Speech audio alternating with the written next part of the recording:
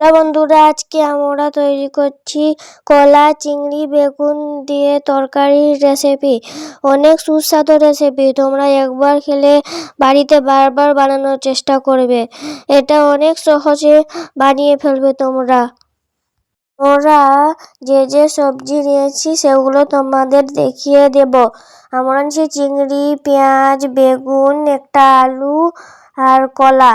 তোমরা ভিডিও ভালো লাগলে সাবস্ক্রাইব করে যাবে। প্রথমে আমাদের কলাকে তৈরি করতে হবে। আমরা তৈরি করছি, তোমরাও এরকম তৈরি করে নিবে। তার পর আমরা একটা কড়াইতে সাদা তেল দিয়ে দিব। তেল একটু গরম হয়ে গেলে এর মধ্যে আমরা দিয়ে দিব গোটা জিরে আর দুটা তেজপাতা দিয়ে দিব। এরপর আমরা একে ভালোভাবে ভেজে নিব। এরপর এর মধ্যে দিয়ে দিব পেঁয়াজ কুচি। আমরা প্রথম থেকে পেঁয়াজ কুচি করে রেখেছিলাম, সেগুলো আমরা দিয়ে দিব। এরপর পেঁয়াজ কুচিকে ভালোভাবে নাড়াচাড়া করে ভেজে নিব। ততক্ষণ নাড়াচাড়া করতে হবে যতক্ষণ পর্যন্ত পেঁয়াজ কুচির মধ্যে লাল রং ভাবটা আসছে। আমাদের পেঁয়াজ কুচি লাল হয়ে গেছে। এরপর এর মধ্যে দিয়ে দিব আমরা কাঁচা লঙ্কা। আমরা একটা কাঁচা লঙ্কা দিয়েছি। তোমরা বেশি ঝাল করলে অনেক বেশি দিতে পারো। অনেক বেশি বলতে 2-3টে দিবে, নাহলে অনেক ঝাল হয়ে যাবে। এরপর আমরা এর মধ্যে চিংড়ি দিয়ে দিব। চিংড়ি দেওয়া হয়ে গেলে এরপর আমরা ভালো করে একে নাড়াচাড়া করে ভালো করে ভেজে নিব। বন্ধুরা, তোমরা সবাই আমার চ্যানেলকে সাবস্ক্রাইব করো, আমাকে এগিয়ে যেতে সাহায্য করো। তোমাদের বাড়ির চারপাশে সবাইকে বলো আমি একটা নতুন ইউটিউব চ্যানেল খুলেছি, সেটাকে সবাই সাবস্ক্রাইব করবে, ফলে আমার সাবস্ক্রাইবার বাড়বে। ওরা লাইক, কমেন্ট, সাবস্ক্রাইবও করবে। সাবস্ক্রাইব তো অবশ্যই করবে, তার পাশাপাশি লাইকও করবে, কমেন্টও করবে। তোমরা চাইলে শেয়ারও করতে পারো। ভালো করে ভাজা হয়ে গেলে এর মধ্যে আমরা আলু কুচি দিয়ে দিব। আলু কুচি দিয়ে দেওয়ার পর আমরা একে ভালো করে নাড়াচাড়া করব। নাড়াচাড়া করে ভালো করে ভেজে নিব। বন্ধুরা, তোমরা সবাই ভালো করে ভেজে নিবে। আমার ভালো করে ভাজা হয়ে গেছে। এরপর আমি এর মধ্যে দিয়ে দিব 1 চামচ নুন। নুন দিয়ে দেওয়ার পর আমরা এর মধ্যে দিয়ে দিব 1 চামচ লঙ্কা। এরপর এর মধ্যে দিয়ে দিব হলুদ গুঁড়ো। এরপর এর মধ্যে আমরা দিয়ে দিব জিরে গুঁড়ো। এরপর এর মধ্যে আদা রসুনের পেস্ট দিয়ে দিব। সব মশলাগুলো দেওয়ার পর ভালো করে নাড়াচাড়া করব, ভালো করে একে মিশিয়ে নিব। এরপর আমরাকে ভালো করে নাড়াচাড়া করে জল দিয়ে দিব।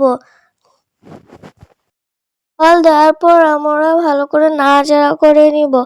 এরপর আমরা নাড়াচাড়া হয়ে গেলে আমরা এর মধ্যে বেগুন কুচি যে আমরা প্রথমে রেখেছিলাম, সেই বেগুন কুচি দিয়ে দিব।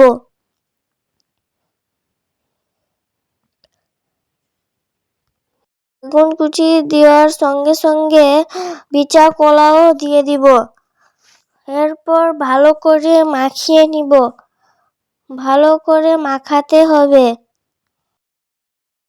ভালো করে মাখিয়ে এর মধ্যে আমরা কিছুটা জল দিয়ে দিব। জল দেওয়ার পর 5-10 মিনিটের জন্য হালকা আঁচে আমরা একে ঢাকিয়ে রেখে দিব। 5-10 মিনিটের পর আমরা খুলে নিব। খুলে করে নাড়াচাড়া করে এরপর 5 থেকে 10 মিনিটের জন্য একে আবার ঢাকিয়ে রেখে দিব। এরপর এটাকে খুলে ভালোভাবে কষে নিব। ভালো করে কষা হয়ে গেলে আমরা এর মধ্যে দিয়ে দিব 1 চামচ সবজি মশলা। সবজি মশলা দিয়ে দেওয়ার পর ভালো করে নাড়াচাড়া করে ভালো করে মিশিয়ে নিব। ভালো করে মাখানো হয়ে গেলে এর মধ্যে আমরা 1 কাপ জল দিয়ে দিব।